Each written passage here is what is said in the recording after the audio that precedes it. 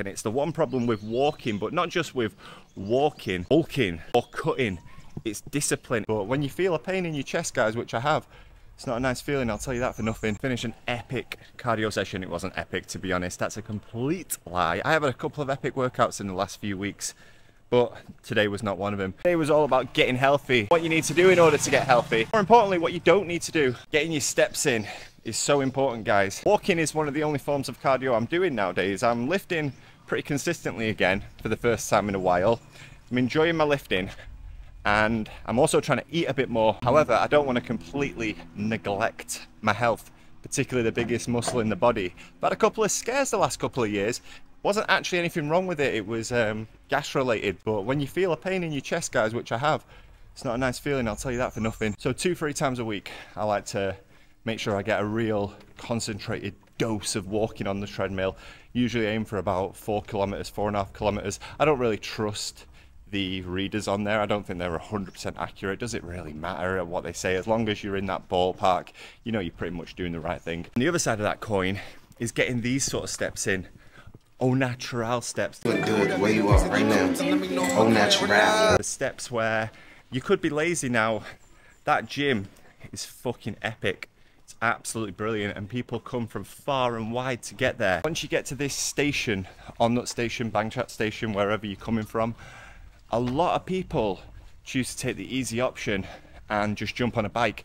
And the bikes aren't expensive, so why not? You know what I mean? Like, if you're saving yourself for a big lift, why would you waste 10, 15, 20 minutes, depending on how fast you walk, walking there, when you can just jump on a bike, give them 20 baht, 30 baht, which is like a quid, and you can be there within seconds. The thing for me is, it's not exactly a difficult walk, and it's not exactly bad weather. So why wouldn't I walk here? Why would I jump on the back of a bike, get there 5 minutes earlier, when I can walk in the sun, enjoy this sunlight, sometimes talk to my friends, talk to my family, make a video for you guys, my 1,414 subscribers. Maybe it's gone down by now, probably down to about 1,200. It seems to fluctuate. Point is, those shortcuts, and I'm sorry to say they are shortcuts, and I'm not trying to attack anyone who gets a bike to that gym. Nobody from that gym's going to watch this video anyway. I think it's like a missed opportunity, you know what I mean? That's all I think. I think if you can walk that 15 minutes, you're probably going to get maybe 500 steps in.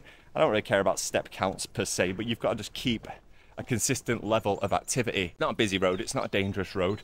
You just walk in a straight line, play on your phone, put to your OnlyFans subscribers, and you're making headway towards your goals. I think there's different types of fitness disciplines, and I think most people associate something effective with something being physically exerting. If you're feeling out of breath, or if you're feeling some sort of muscular strain, that it's job done. I think one of the fitness disciplines that doesn't get enough focus is discipline. And I think that is the one thing that holds a lot of people back. It's the one problem with walking, but not just with walking, also with bulking or cutting.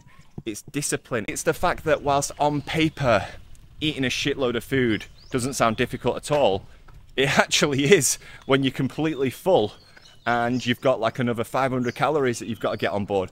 Because if you keep skipping that off, then what you're doing is going to be ineffective. It's the same with the calorie deficit. In your mind, surely anybody can see, like, well, all I have to do to lose weight is eat this many calories less than I was eating. And it sounds so simple. And when particularly it gets to nighttime and those cravings come crawling, that's when you have to show discipline and stop yourself from eating. You have to find a way to preoccupy your mind so that you can go to sleep without that bedtime snack, and therefore without undoing all the good work that you've done throughout that day, if you have hit your calorie deficit up until that point. And walking is probably the simplest of those challenges. Like, what do I have to do? What is my goal for today? Well, let's just say that magic number 10,000, whatever, 8,000, 12,000, whatever your target is. You've got one of your little watches. I don't have one myself. I did have one, it stopped working. You get into like 6 or 7 in the evening and you're on like 8,000 steps out of a target of 10,000. You've done a good job that day, but your target is 10,000.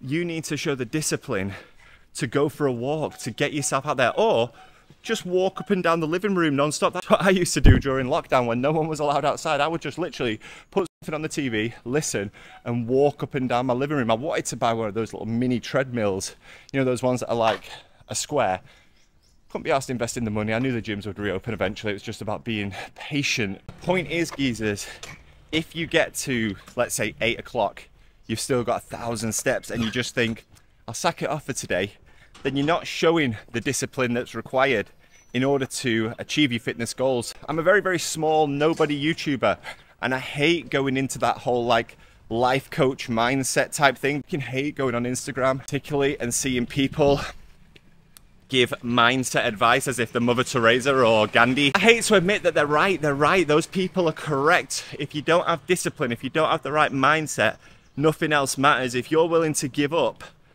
at 8 o'clock because you're a bit tired, tomorrow I'll make up for it tomorrow. You probably can make up for it tomorrow, but what if tomorrow you can't as well? What if something comes up tomorrow that stops you? That's the way you should always think about it. Think of that quote from Rocky. You remember that quote, right? Where he's like, there is no tomorrow. There is no tomorrow. There is no tomorrow. Looking at a little picture of Clubber Lang. Fucking emotional moment that. I was like, he's right, there is no tomorrow. I get up every single time I see that. I get up, go and start cutting my own hair. I'm like, you know what? I want to look like Clubber Lang too. Shut up, old man. Rocky's greatest adversary, in my opinion, Clubber Lang. Underrated and underutilized in the movies. Right, we're here on Succumbit. That's where video making privileges go out of the window. You can't hear a word I'm saying right now. Can't hear myself think. So guys, like, comment, subscribe, etc. and I'll see you in the next one. Bye bye.